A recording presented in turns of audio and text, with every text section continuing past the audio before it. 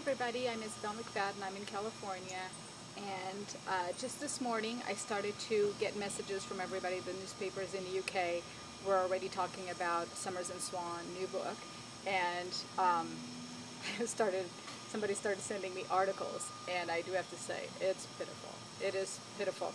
I was actually looking to see if there was going to be an actual account of this book. I didn't have much hope for it, and of course I have not read it because it has not been released.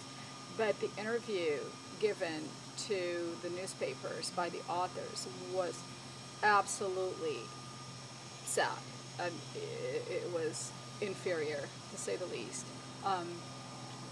They claim to know what happened to Madeleine. They cite as new info burglaries that we all know about. We've been talking about this for a long time now.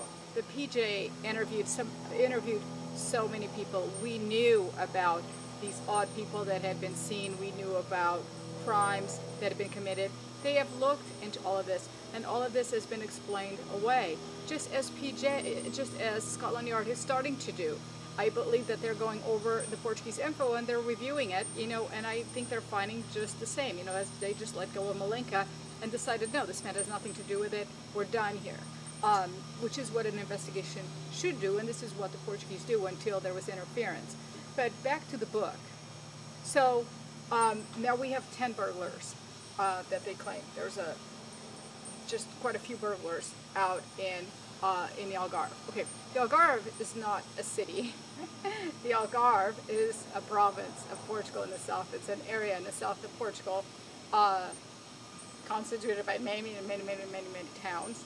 And so some of the towns mentioned, like Carvoeiro and Praia da Luz and Portimão, are within hours of each other, some of them, So we're basically saying, because in the huge area, so you take like 40 cities, an area that covers 40 cities, and you basically have now decided that these 10 burglaries are significant.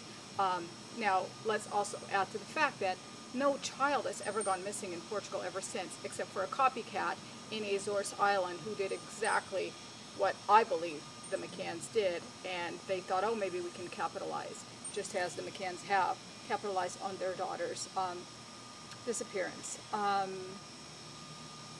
Basically, this book, I feel sorry for you putting out this book, because I think you've made a huge mistake, and you actually discredited some of your previous work. You say that you have looked for 2 years at the files. Well, welcome to the club, because we've been here for 7, and I speak 4 languages, and I can basically take a look at everything that's been written and analyze, and there's no 2 ways about it. There is something that is not quite right about this case, and the McCanns have been protected. I mean, we know Madeleine died in 5A. A dog alerted 11 times, a cadaver dog with basically 100% credibility, alerted to cadaver odor in the apartment.